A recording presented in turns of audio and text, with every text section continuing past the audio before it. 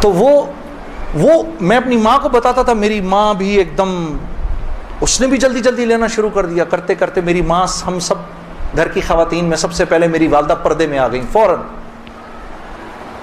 اور مولوی صاحب کہہ رہے ہیں ان کے انتقال کا بتائیں، میں ضرور بتاؤں گا آپ کو، مختصراً بتاتا ہوں.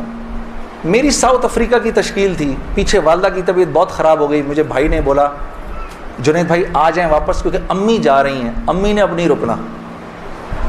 تو میں نے ساتھیوں سے کہا، انہوں نے کہا یار چلے جاؤ، کیا فرق پڑتا ہے، یہ پھر یاد کرو گے ساری زندگی. اب میں سوچتا رہا. اب میں نے امی کو فون کیا، میں نے کہا اماں آ جاؤں؟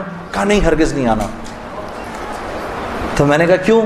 تو کہنے لگی اگر میرا انتقال ہوا تو میں کتنی خوش قسمت ہوں کہ میں اللہ کو بتاؤں گی کہ جب میرا انتقال ہوا تو میرا بیٹا تیرے راستے میں تھا. تو تم مت آؤ، مجھے کچھ نہیں ہوگا، اور اگر ہو گیا تو اس کو اللہ کی مرضی سمجھ رہا، بس میرے لیے تم دعا کرنا. اللہ کی شان، امی کا انتقال نہیں ہوا اس میرے 40 دنوں بعد. میں واپس آیا تو بہت خوش ہوئی، گلے لگایا، کہا دیکھو میں نے کہا تھا اللہ نے مجھے زندہ رکھا جب تک کہ تم نہیں آتے واپس. پھر میری حضرات نے 10 دن کی اور تشکیل کر دی کینیڈا کی. تو میں نے کہا اماں پھر 10 دن کے لیے بھیج رہے ہیں، جاؤں نہیں جاؤں؟ نہیں چلے جاؤ، میں تو بالکل ٹھیک ہوں. میں نے کہا جی ٹھیک ہے. میں جس دن گیا ہوں اس دن ہم ٹورانٹو میں مرکز میں بیٹھے ہوئے تھے، تو وہ پوری ٹورانٹو کی شورا سامنے بیٹھی ہوئی تھی. میرا بیان تھا. بیان کے دوران ایسے موبائل پڑا ہوتا ہے، میں نے رکھا ہوا تھا کہ بہن کو بولا ہوا تھا کہ اگر اماں کو کچھ ہو مجھے فوراً بتا دینا. میرا موبائل بند ہو گیا، میں سمجھا خراب ہو گیا، اب وہ چلے ہی نہ کسی طرح سے. خیر میں نے اس کو چھوڑے رکھا، میں بات کرتا رہا. اس کو نہ چھیڑیں، پہ چھوڑ دیں اس کو. تو میں نے اس وقت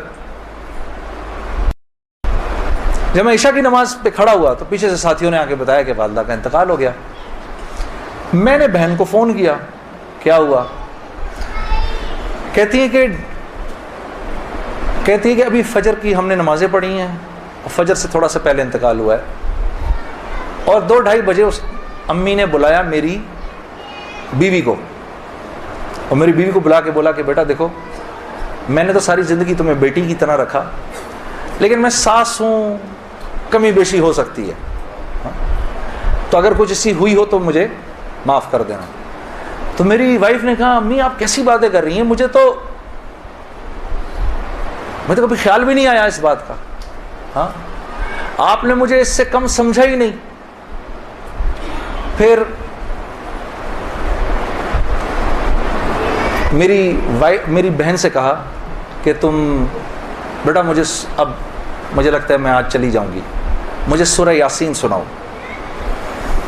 تو میری بہن نے ان کو سورہ یاسین سنائی. تو میری بہن کہتی ہے کہ آنکھیں بند کر کے لیٹ گئیں اور مجھ سے کہا کہ اب سورہ رحمان سناؤ. تو سورہ رحمان پڑھتے پڑھتے میری امی نے آنکھیں کھولیں، اور آنکھیں کھول کے میری بہن سے کہا کہ منیزہ یہ دیکھو یہ کس قدر ایک حسین عورت تمہارے ساتھ کھڑی ہوئی ہے، ذرا اپنے اس طرف دیکھو کتنی حسین عورت کھڑی ہے تمہارے ساتھ، بیٹا یہ مجھے لینے آئی ہے. تو میری بہن کہتی ہیں کہ اماں یہاں تو کوئی نہیں کھڑا. نہیں اس کے پیچھے دیکھو، اس کے پیچھے بھی کچھ لوگ کھڑے ہیں. تو میری بہن کہتی ہے کہ میں نے کہا اماں تو چلیں پھر کلمہ پڑھیں، پھر آپ کے جانے کا وقت ہے. کہا اپنے ابا کو بلاؤ جلدی سے. تو میرے ابا آئے اور میرے ابا کو کہا کہ دیکھیں میں نے ساری زندگی آپ کی عزت کا خیال رکھا، میرے لیے بس وہ نمبر 1 چیز